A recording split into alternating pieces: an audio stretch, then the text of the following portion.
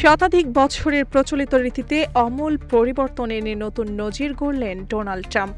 এতদিন মার্কিন ডলারের নোটে কেবল ট্রেজারার ও অর্থ সচিবের স্বাক্ষরই দেখা যেত, তবে এবার সেই ধারা ভেঙে যুক্ত হচ্ছে নতুন স্বাক্ষর।